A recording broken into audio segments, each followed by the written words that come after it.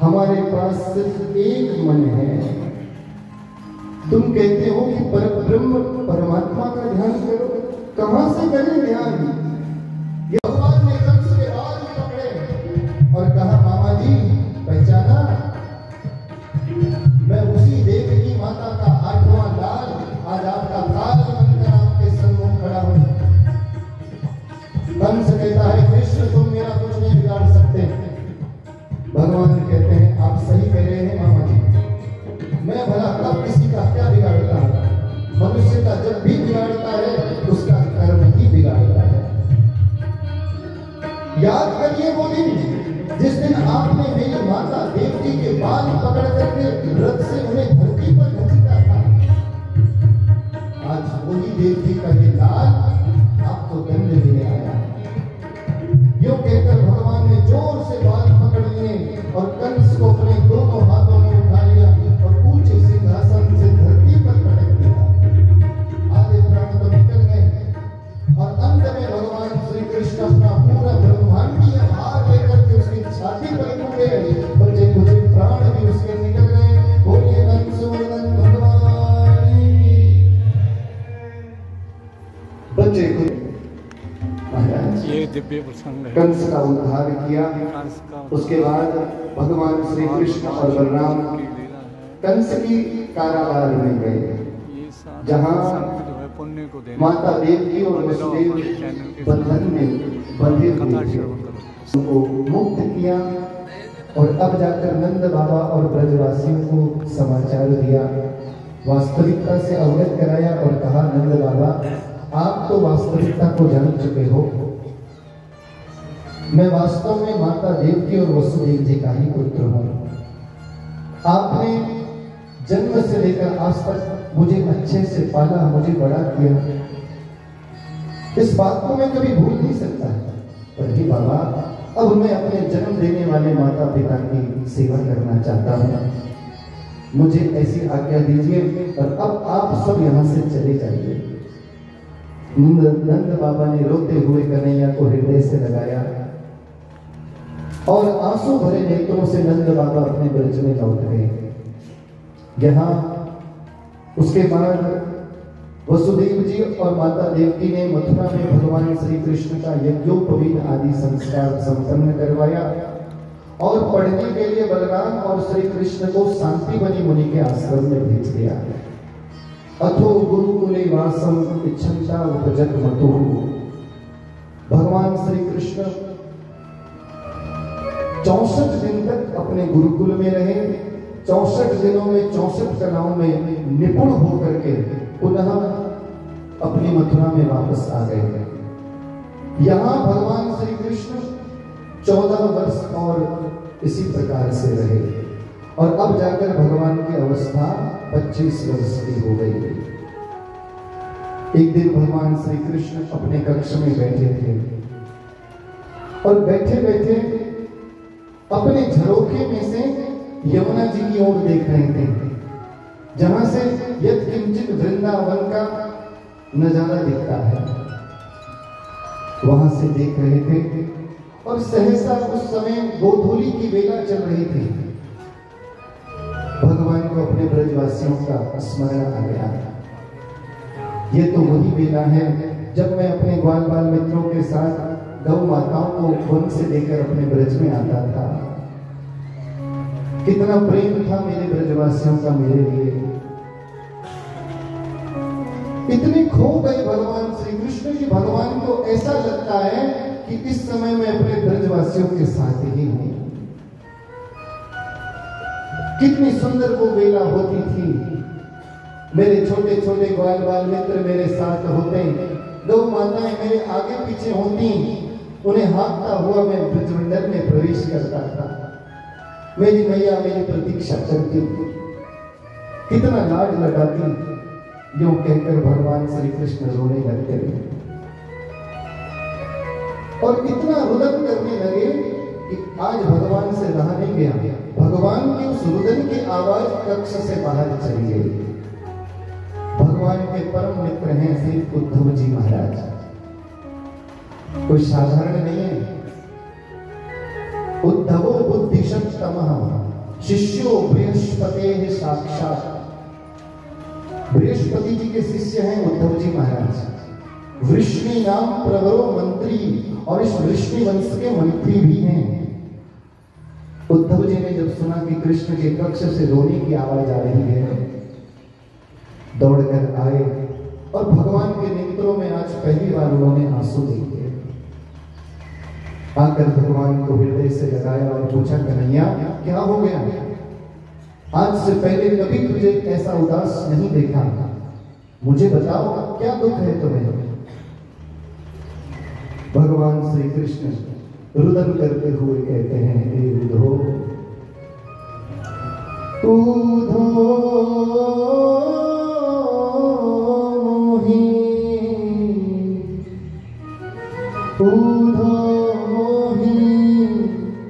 ब्रज विशरत नाही, हंस सुता को सुंदर कर अरो कदमन की छाही, ब्रज विसरत नाही। आज मुझसे उस ब्रज का विस्मरण नहीं हो पा रहा। मैंने बहुत प्रयास किया मन को समझाने का, पर मेरा मन उन ब्रजवासियों की याद को छोड़ता ही नहीं। उनकी याद मेरे मन से कभी जाती नहीं। उद्धव, तुम जानते हो जिस समय मैं उस ब्रजमंडल को छोड़कर आ रहा था ना, तो उस समय मेरी मैया से मैंने कहा, माँ मैं 2 दिन में आ जाऊंगा, लौट आऊंगा मैं 2 दिन में, तो चिंता मत कर। हे उद्धव, जानते हो उस दिन मैंने अपनी उस मैया से झूठ बोला जिसने मुझे पाल पोसकर बड़ा किया। मुझे जरा सा जुकाम भी हो जाता था तो वो मेरी मैया यशोदा दौड़ करके दुनिया के सारे वैद्यों को इकट्ठा करके बुला लाती।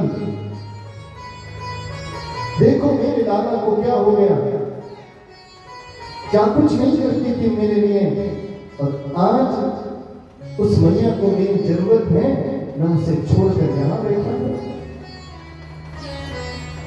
यशोदा मैया जैसी मां किसी को नहीं मिल सकती। मैंने उस मैया से झूठ कहा कि परसों आ जाऊंगा, आज बरसों हो गए पर लौट कर नहीं गया।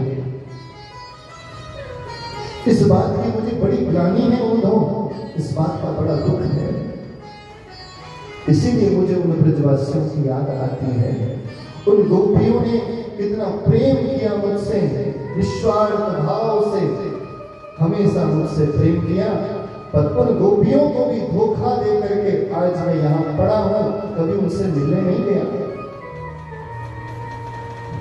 उद्धव, मुझे इसलिए भी उनकी याद आती है क्योंकि आज भी वो मेरे लिए प्रतीक्षा कर रहे हैं। उद्धव, तुम एक बार ब्रज में जाओ और जाकर उन ब्रजवासियों को समझाओ कि वो इस प्रकार से मुझे याद न करें, मेरा स्मरण न करें, क्योंकि जब जब वो मुझे याद करते हैं मुझे भी उनकी याद आ जाती है। उद्धव जी को आदेश दिया, उद्धव मेरा संदेश लेकर के ब्रजवासियों के पास जाओ। उद्धव जी ने अपना रथ तैयार किया और संदेश लेकर के चल पड़े। यहां मथुरा से ये गए और उधर ब्रजवासियों की दशा देखिए। जिस दिन से भगवान तब से लेकर आज तक उस ब्रज के जितने लोग थे सब भगवान की प्रतीक्षा में बैठे रहते थे। भगवान के जितने मित्र थे सब आज भी उसी रास्ते पर बैठकर रोज भगवान का इंतजार करते हैं। आज हमारा कन्हैया आएगा, आज हमारा लाला आएगा, हम उसे साथ में अपने घर लेकर जाएंगे। सभी प्रतीक्षा में बैठे रहते थे, लेकिन सवेरे से शाम हो जाती, जब कन्हैया नहीं आता तो महाराज दुखित होकर के सब अपने घर लौट जाते थे। और मैया यशोदा से जाते जाते कहे जाते हैं, मैया तेरा लाला इतना निष्ठुर है कि आज भी नहीं आया। यूं कहकर सब चले जाते और अगले दिन फिर भगवान की प्रतीक्षा में उसी रास्ते पर बैठ जाते थे। आज उन्हें एक आशा की किरण दिखाई पड़ी।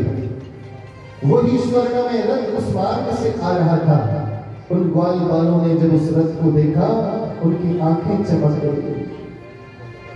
मधुमंगल बोला, अरे तोष, अरे श्री दामा, देख देख देख, लाला आ गया, उसका रथ आ रहा है। सभी उठ गए, झाड़ियों में छुपे रहते थे ये सब अपने कन्हैया की प्रतीक्षा में। आज ये रथ आते हुए देखा तो सभी झाड़ियों से निकल निकल करके दौड़ पड़े।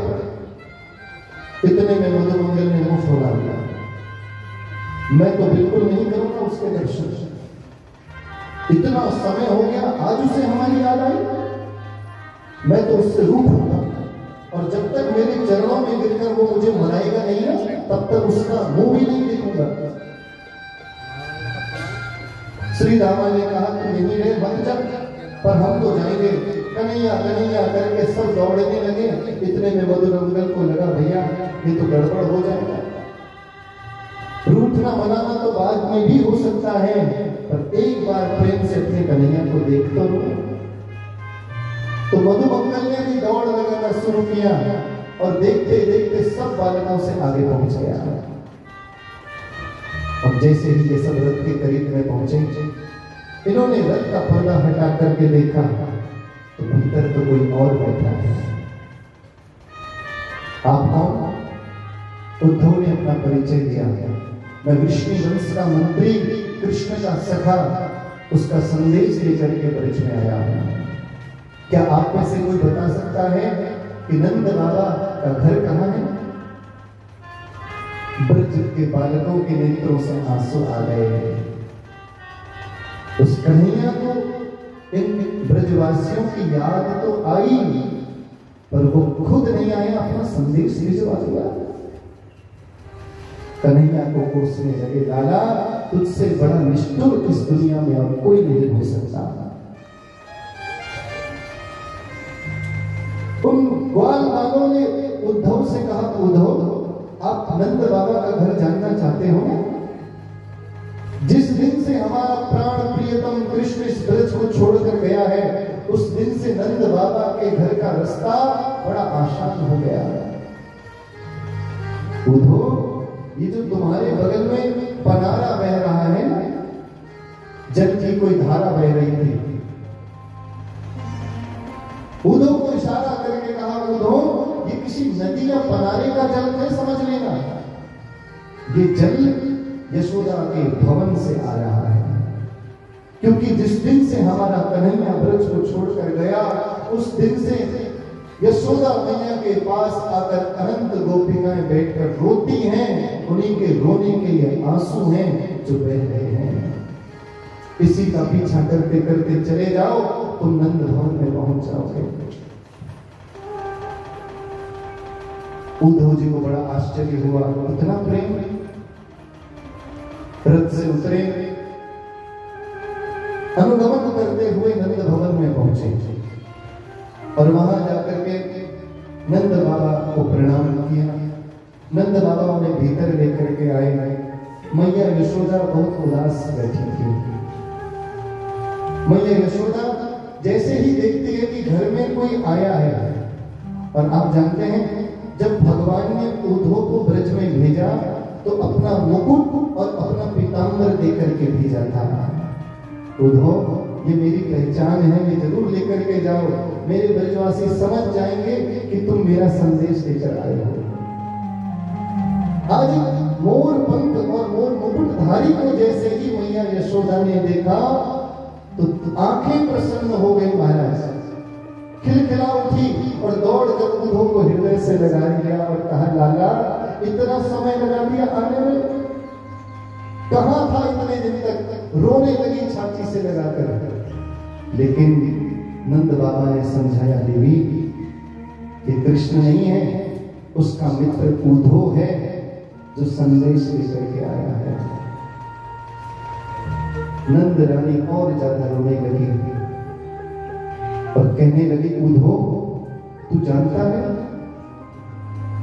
जब मेरा लाला छोटा था उस समय जब वो रोता था, विलाप करता था, तो मैं घर के सारे कामकाज छोड़ करके अपने लाला के पास चली आती थी। क्या तेरे उस कन्हैया को ये नहीं दिखता कि उसकी मां इतने दिनों से रो रही है, उस रोती हुई मां पर उसको दया नहीं आती?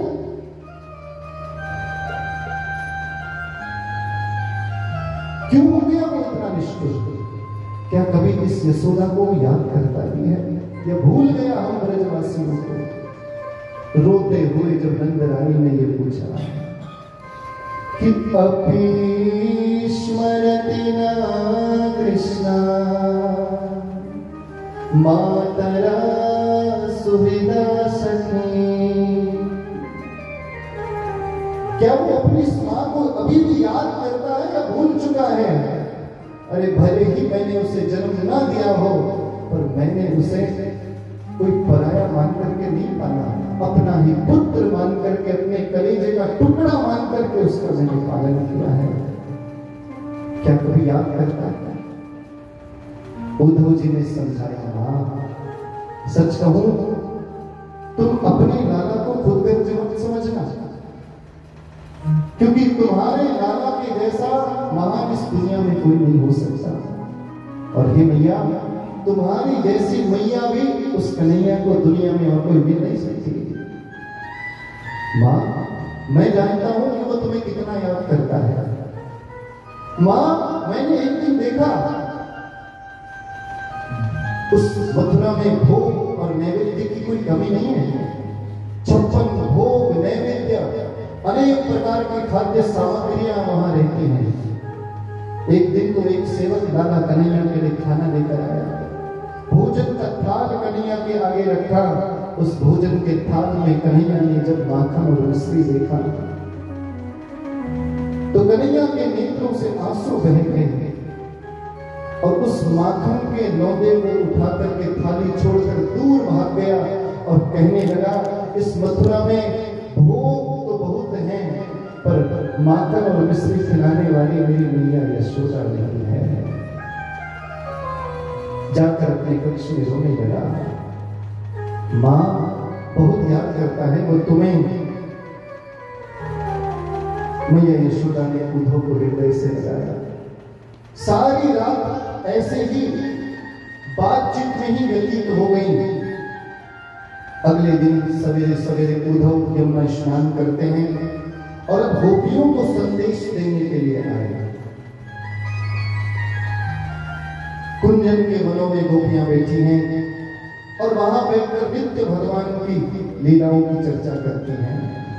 आज उन गोपियों ने दूर से उद्धव को आते हुए देखा। मस्तक पर मोर मुकुट है, पीतांबर है, गो गयम अच्युत वेशभूषण। आपस में चर्चा करने लगी, ये कौन है? भगवान के वेश वाला।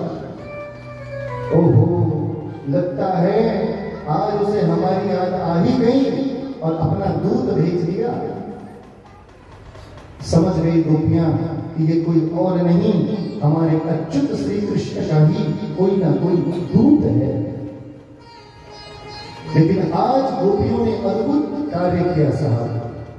उद्धव जी महाराज वहां से आ रहे थे, इतने में क्या हुआ, गोपियों के और उद्धव के बीच में भंवरा आ गया। भंवरा समझते हैं ना, वो काला काला सा भंवर होता है। तो उद्धव और गोपियों के बीच में वो भंवरा आ गया और अब गोपियों ने उद्धव को सुना रहे हैं और उस भंवरे को देखकर बात कर रही हैं। सुना तो उद्धव को रही है और बात किससे कर रही हैं? उस भंवरे से। बड़ा सुंदर भ्रमर गीत आया है। उद्धव सोचता था कि मैं जाकर गोपियों को समझाऊंगा। उद्धव अपने आप को बहुत बड़ा ज्ञानी समझते थे। मैं बृहस्पति का शिष्य हूं, इन गोपियों को समझाऊंगा तो ये कन्हैया से प्रेम करना छोड़ देंगी और भगवान की भक्ति में लगे रहेंगी। क्योंकि उद्धव प्रेमी भक्त नहीं थे।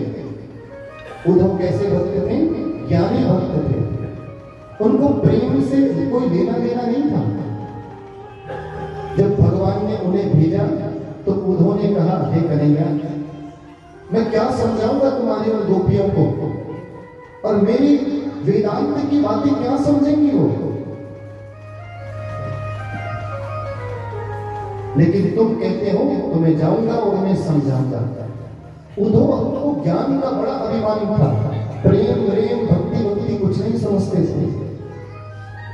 तो सोचा आज मैं अपने ज्ञान से इन गोपियों को समझा दूंगा और कृष्ण के वियोग से इन्हें शांत कर दूंगा। लेकिन जैसे ही वो भंवरा आया, अब गोपियों ने उन्हें सुनाना शुरू किया। मधुपगीत ममंदो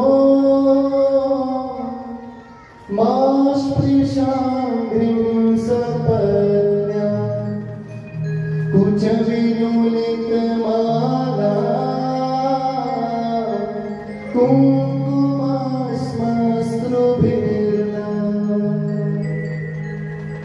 भ्रमर गीत सुनाने लगी गोपियां और इस भ्रमर गीत के माध्यम से उद्धव से कहती हैं, सुना उद्धव को रही हैं, बात भ्रमर से कर रही हैं। हे भ्रमर, हम जानती हैं कि तू यहां क्यों आया है। तू जरूर उस कृष्ण का मित्र है जो हमारे पास आज उसका संदेश लेकर के आया है। तू काला है ना, तो तेरा वो मित्र भी काला था, हम तुम्हें बता रहे हैं। और हमने तो अपने जीवन में यही अनुभव किया है कि जितने काले होते हैं सब कपटी होते हैं। गोपी उद्धव को सुना रही है, तू काला है, तू भी कपटी है। तू क्या करता है? किसी पुष्प के ऊपर जाकर बैठता है, उसका पराग छीन लेता है, उसका सारा रस चूस करके उस पुष्प को त्याग करके चला जाता है। ऐसा ही वो कपटी कृष्ण, उसने भी हमारे हृदय से हमारे प्रेम के पराग को लिया और उस पराग को लूट करके कहां चला गया, आज तक लौट कर नहीं आया। और हे भ्रमर, इतना ही नहीं, उसने केवल इसी जन्म में कपट किया ऐसा नहीं है। जब भी वो अवतार लेकर के आता है, हर अवतार में कपट ही करता है। मृगयूरिव कपीन्द्रम विद्यते रूपधर्मा स्त्रियमकृत विरूपा स्त्रीजिता कामयाना बलिमपि बलिमत्वा वेष्टया ध्वंसवत्यस् तदनमसितसख्यै।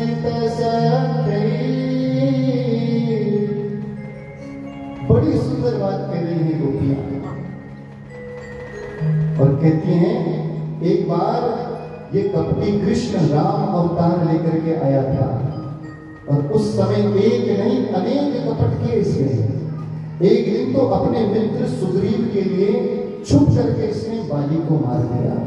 और बताओ, किसी को छुपकर मारना कितना बड़ा कपट है। उसने बाली को मार दिया।